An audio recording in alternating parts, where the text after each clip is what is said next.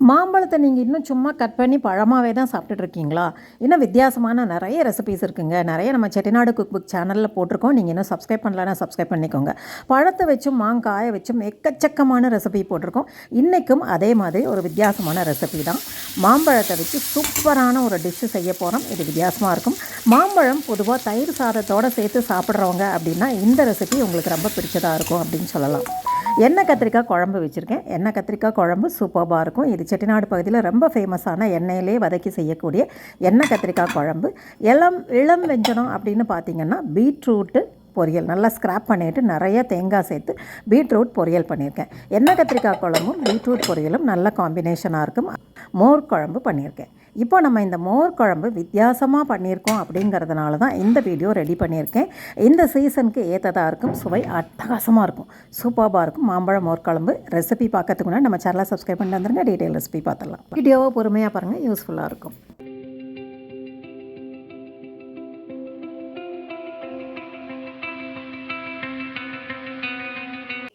மோர் குழம்புக்கு நம்ம எப்பையும் செய்கிற மாதிரி ஒரு 2 டீஸ்பூன் அளவுக்கு துவரம்பருப்பு, 1/2 டீஸ்பூன் அளவுக்கு அரிசி சேர்த்துட்டு நல்லா ஊற வச்சுக்கோங்க. ஒரு அரை மணி நேரத்துலேருந்து 3/4 மணி நேரம் வரைக்கும் ஊற விட்டுடுங்க.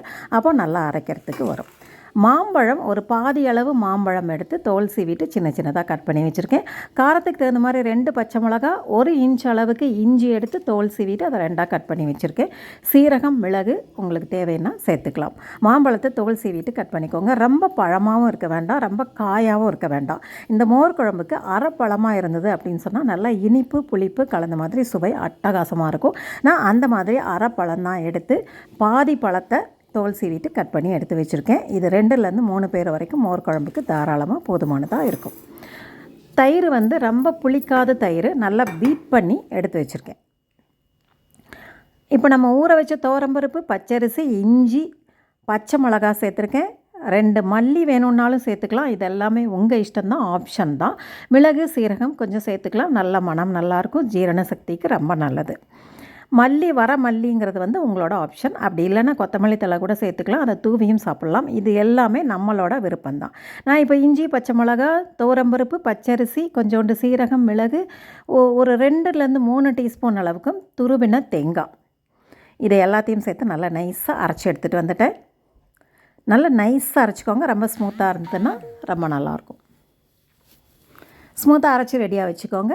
நம்ம மாம்பழத்துக்கு மாம்பழம் கட் பண்ணி வச்சுருக்கோம். பேனை சூடு பண்ணிக்கோங்க. தேங்காய் எண்ணெயில் செய்கிறதுனாலும் செய்யலாம், சமையல் எண்ணெயிலையும் செய்யலாம். 2லேருந்து 3 டீஸ்பூன் அளவுக்கு சமையல் எண்ணெய் சேர்த்துக்கோங்க. எண்ணெய் நல்லா சூடானதுக்கப்புறமா கடுகு சேர்த்துக்கோங்க. கடுகு, உளுந்தம்பருப்பு நல்லா பொரிய விட்டுடுங்க. கடுகு சரியாக பொரியலை அப்படின்னு சொன்னால் உங்களுக்கு கசக்கும். அந்த கடுகு கடிபடும் போதெல்லாம் கசக்கும். அதனால் கடுகு, உளுந்தம்பருப்பு பொரிய விட்டுடுங்க. ஒரே ஒரு வரமிளகா 2ஆக பிச்சுட்டு சேர்த்துருக்கேன். இது நல்லா சடச்சடன்னு பொரிஞ்சு வரட்டும். அதுக்கடையில் நம்ம எடுத்து வச்சுருக்க தயிரை உப்பு சேர்த்து நல்லா பீட் பண்ணி ரெடியாக வச்சுக்கலாம். சிலர் மஞ்சப்பொடியும் இதிலேயே சேர்க்குறாங்க. அந்த மஞ்சள் வாசம் நல்லா சுத்தமாக போகணும் அப்படின்னு சொன்னால் நான் சொல்கிற மெத்தடில் செஞ்சுக்கோங்க. இது இன்னும் ரொம்பவே நல்லாயிருக்கும். இது நல்லா பீட் பண்ணி ரெடியாக வச்சுருங்க. இப்போ நல்லா பொரிஞ்சிருச்சு பார்த்திங்கன்னா கொஞ்சோண்டு பெருங்காயம் சேர்த்துக்கோங்க. ஜீரண சக்திக்கு ரொம்ப நல்லது. பெருங்காயம் சேர்த்துட்டு கருவேப்பிலை சேர்த்து விட்டுருங்க. இந்த ஸ்டேஜில் கொஞ்சோண்டு மஞ்சப்பொடி சேர்த்துக்கோங்க. நல்லா பொரிஞ்சதுக்கப்புறம் மஞ்சப்பொடி சேர்த்துட்டு உடனே கருவேப்பிலையும் சேர்த்துட்டிங்க அப்படின்னா அந்த மஞ்சள் வாசமும் பச்சை வாசம் இருக்காது. கருவேப்பிலையும் நல்ல மஞ்சளோடு சேர்ந்து மனம் அட்டகாசமாக இருக்கும்.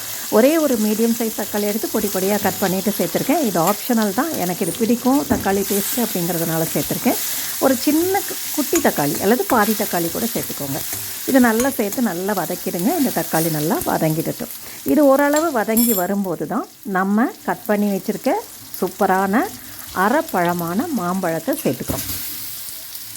இந்த மாம்பழம், தக்காளி எல்லாம் சேர்ந்து வதங்கும் போது சுவை மோர் குழம்பு அட்டகாசமாக இருக்குங்க. இது மனம் பார்த்திங்கன்னா சூப்பராக இருக்கும். இந்த ஒரு மோர் குழம்பு வச்சு சூப்பராக சாப்பிட்றலாம். மத்தியான சாப்பாடு திருப்தியாக இருக்கணும் அப்படின்னா இந்த மாதிரி செஞ்சு பாருங்கள். மாம்பழ சீசனில் நிறைய பேர் மோர் சாதத்துக்கு மாம்பழத்தை வச்சு சாப்பிடுவாங்க. ஈவன் எங்கள் மதர்-இன்-லா கூட மோர் சாதத்துக்கு மாம்பழம் ரொம்ப விரும்பி சாப்பிடுவாங்க. அந்த மாதிரி பிடித்தவங்களுக்கு இந்த மோர் குழம்பு ரொம்பவே பிடிக்கும். இப்போ மாம்பழம் ஓரளவு வதங்கினதுக்கப்புறம் அரைச்சி வச்ச கலவையை மட்டும் முதல்ல சேர்த்துக்கிறேன். ஏன்னா தயிர் சேர்த்து கொதிக்க வைக்கக்கூடாது இல்லையா, அதனால் அரைச்சி வச்ச கலவையை சேர்த்துக்கோங்க. இந்த மாம்பழம், தக்காளி அரைச்சி வச்சது எல்லாமே நல்லா தளன்னு கொதிக்க விட்டுடுங்க. அப்போ அந்த கலவையினுடைய பச்சை வாசம் போயிடும், நல்லா கெட்டியாகவும் ஆகிடும். இப்போ நம்ம பீட் பண்ண தயிரை உள்ளே சேர்த்துக்கலாம். தயிர் சேர்த்துட்டு ரொம்ப நேரம் கொதிக்க விடக்கூடாது.